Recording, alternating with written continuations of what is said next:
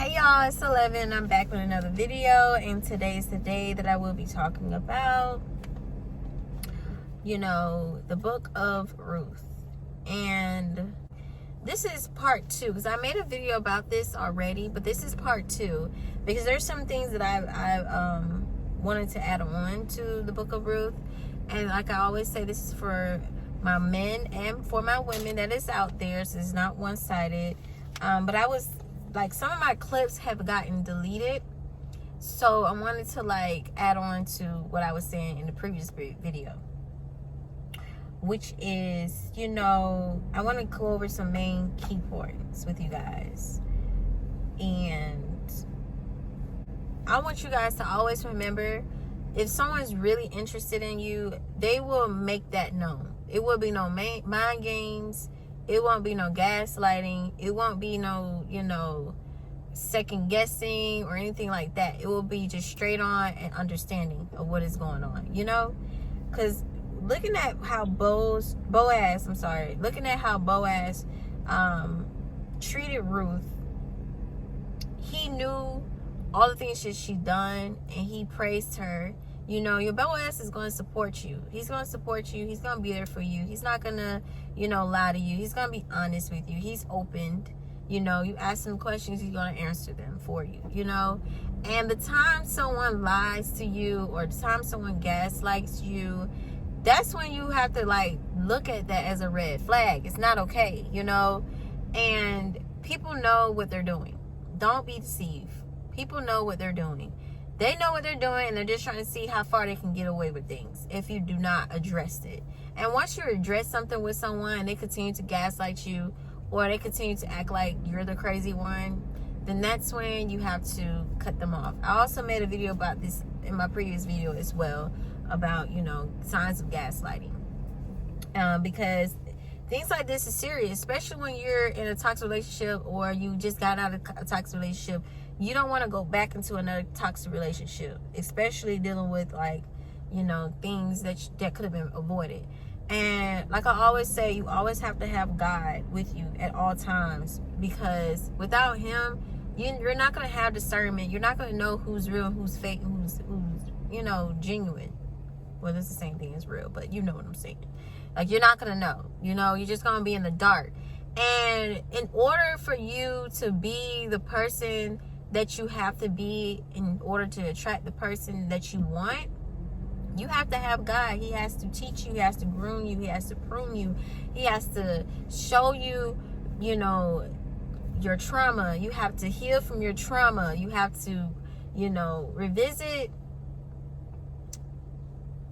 your past sometimes. When I say visit your past, meaning you have to remember the things that you did that caused you to be hurt. And when you remember the things that you did that caused you to be hurt, then you can pinpoint what causes that trauma for you to be hurt. What was that issue, or what was that event that happened for you to be hurt, and what was the cause of that hurt, if that makes sense. For instance, let's give an example of, you enter a relationship and you feel like you can't be honest with a person because of your last relationship. You haven't healed from that. You have to go back and tell yourself, this is a new person. You can't hold them accountable of what the old person done to you. You have to move on and release what has happened. And this can go so broad and so far out, but dealing with whatever situation that you're in, I'm not sure about y'all, but for instance, for me, I've been in a toxic relationship, of course, and that's the only reason how I'm able to tell you guys these things, because I've been there, and it may not be the exact same thing, but toxic is toxic. You know what I'm saying? It's not equally yoked, and I've been there and done that. So I got to a point where I'm like, I'm done with this. I'm not about to be in a toxic relationship, friendship, none of that. It's not happening. If you're not going to be with someone, or if you feel like you have to, sacrifice things, put things on the side, and just to pay attention to this person's needs and forget about your needs, then you're going in the wrong direction, because you're missing out on who you are as a person.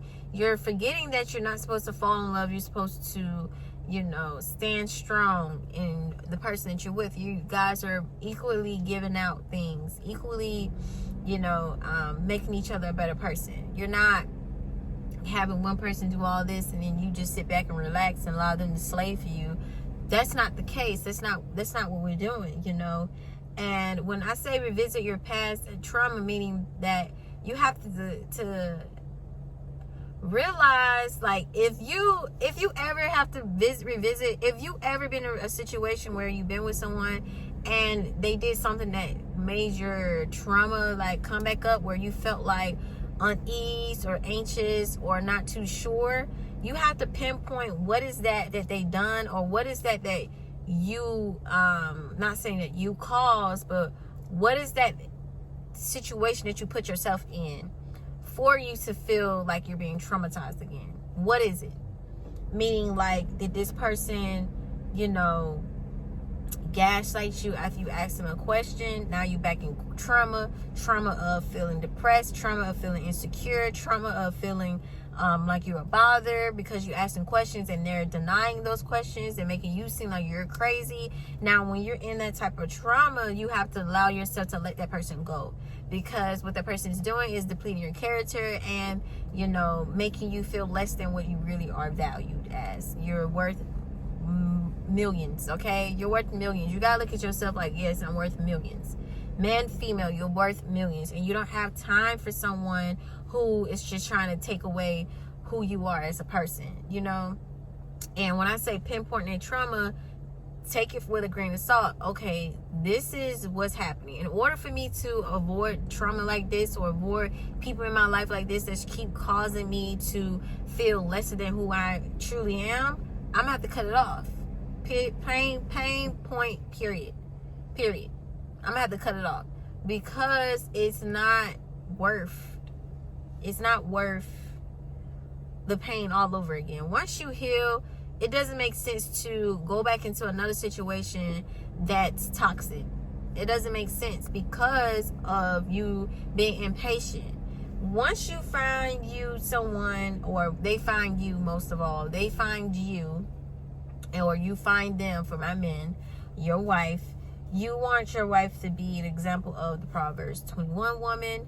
The Proverbs 31 woman.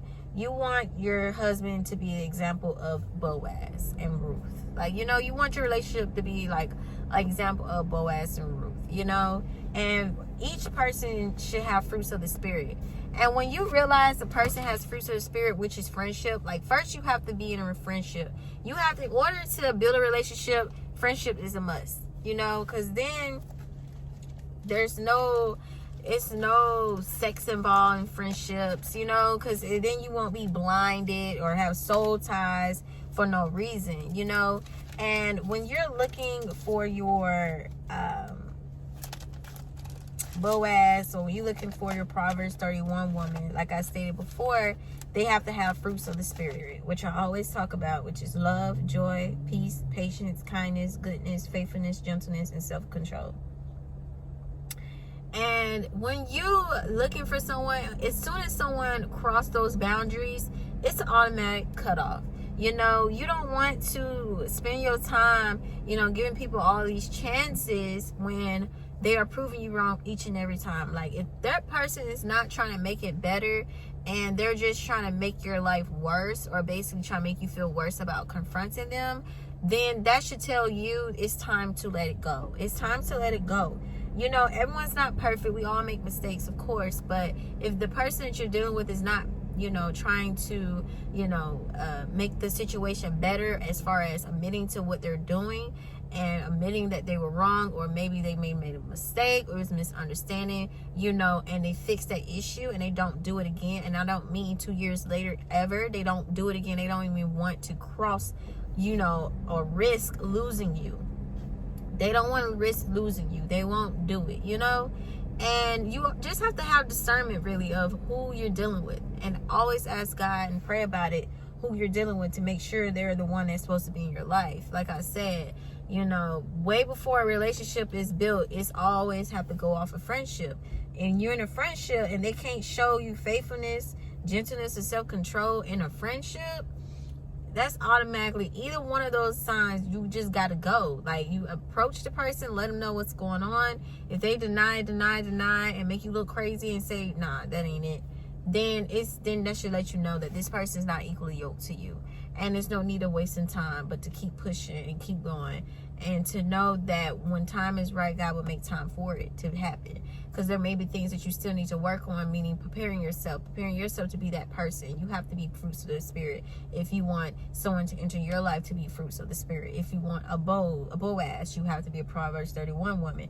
If you want a Proverbs 31 woman, you have to be a Boaz. You want to make sure you're prepared and you're ready, and you know yourself. You know who you are. You're standing on who you are no matter what. But I wanted to just jump on here before I ended the video, because I know that I wanted to go in more detail because of some of the clips in this video had got deleted. And I just really wanted to go into like some certain aspects of things, and to let you guys know that, you want to make sure you feel safe around a person. Like, that's the number one, safe space. Like, there's no questioning or feeling a little insecure. Like, you're not going to be none of those things, because you already know who you are as a person. You already know your purpose. There's no need of insecurity. If someone's trying to make you feel insecure and make you feel like you're less than who you are, it's time to go off. It's time to leave. It's time to leave.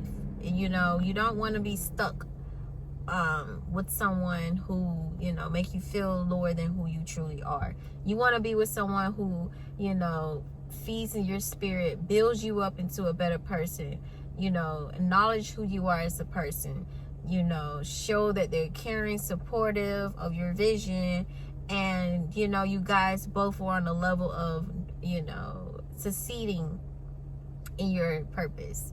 There's no confusion in any of that. You guys have God first. You work on your purpose. You know who you are. You building up your character. And then once you do that and you find a person that's in all those qualities, I always say attraction is a must, because you gotta be able to look at the person. You're not gonna just settle for someone who is fruits of the Spirit, even though you're not attracted to them. God wants you to be attracted to who you desire. But if they are attractive but have no fruits of the Spirit and you guys are not equally yoked, then it's time to cut ties and go on about your separate ways. And I always say, ask God, talk to God about it first before you listen to anything that come out of my mouth to confirm it in your situation. Always remember that. And I just wanted to come on here and to stress that, to make sure that you're identifying your Boaz and your Proverbs 31 woman as that it's being secure in the land. Like, you guys are secure with each other. Like, it's safe to be yourself. You always want to be yourself and not having to sacrifice who you are just so a person can like you. No, we're not doing that. But so yes, that's the end of the video. And make sure you guys like, comment, and subscribe, and don't forget to turn in the bell notification to know when the next time I post a video. And I'll see you guys next time.